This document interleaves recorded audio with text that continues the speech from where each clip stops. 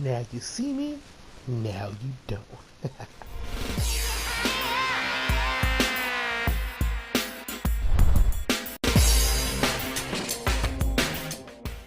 What's up everybody, it's your boy Carpo here with another Monster Hunter World video, and today we're going to be showing you how you can make and create the ultimate stealth build. That's right, this build is so fun and so amazing. We're going to get right into it.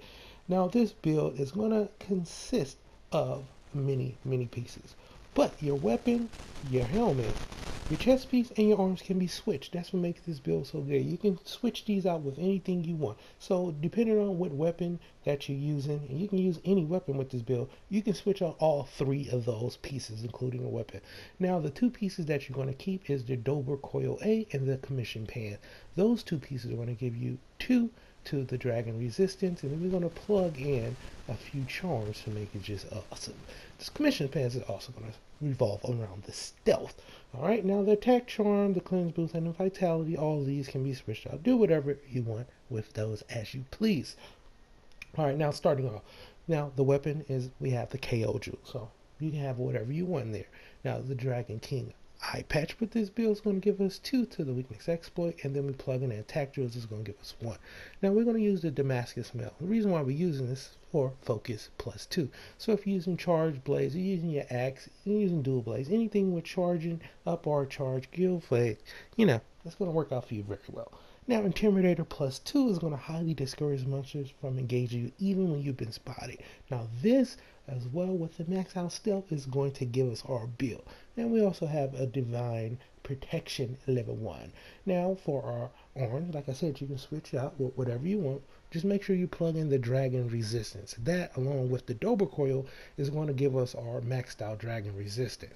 Alright, and we also want to throw in the tenderizer jewels. It's going to give us that maxed out weakness exploit.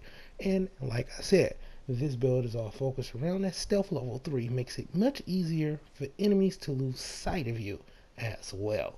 So that is the build, okay? Now this is the stats that we're going to have.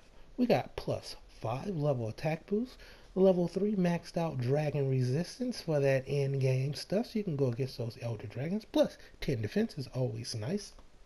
We also have weakness exploit level 3, so we get that 50% extra affinity on weak spots. Stealth level 3 makes it much easier for monsters to lose sight of us. We have focus level 2, you know, because of the weapons that we're using, always could be switched out. And then Intimidator level 2 highly discourages monsters from engaging you even when you've been spotted. We have Flinch, Divine Blessing, Slugger level 1 from the weapon, and the crit boost.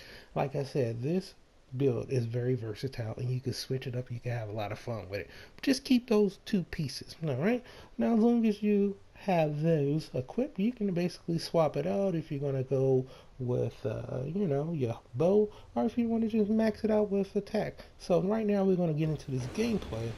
We're going to show you just how good this build can be.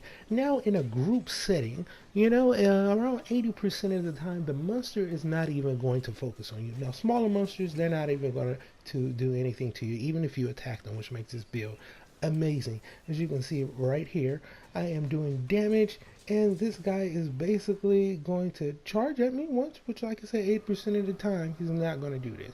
Now normally he's going to throw out his defensive attack or his major attack. He does nothing. He just looks and he pauses for a second and then he charges. So I go ahead and deal some more damage, hop on the guy.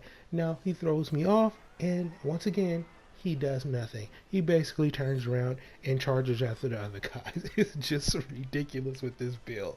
Okay, now even in this situation right here, boom, got a little damage. Now that's the only thing you have to worry about, is being around other players. So if you are, you know, trying to be as stealthy as possible, make sure, you know, not around your buddies. But other than that, you are good to go.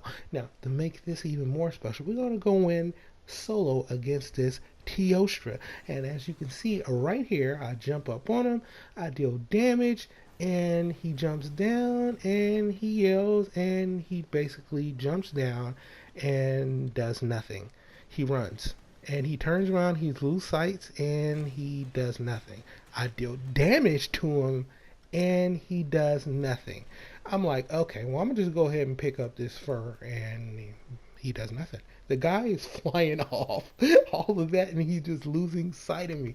This build is so special. You're going to have a lot of fun with this stealth build. Now, last but not least, to show you how really good this build is, go in here, still solo, doing major damage to the guy, and the guy just turn around and be like, huh, who did that? Who's over there? Well, who's that? It's just ridiculous. This stealth build is amazing, solo or in a group. Now, when you're going solo, I would say around 50% of the time he will detect you. So, you know, don't think that he won't detect you at all. But about 50% of the time solo, he's gonna play like who did that? And then not on top of that, his moves are just ridiculous. It's so much fun. That's pretty much going to end it for this stealth build. Don't forget to drop a like on the video. It definitely helps out the channel. Now get out there and have some fun with Monster Hunter World, and I will see y'all soon.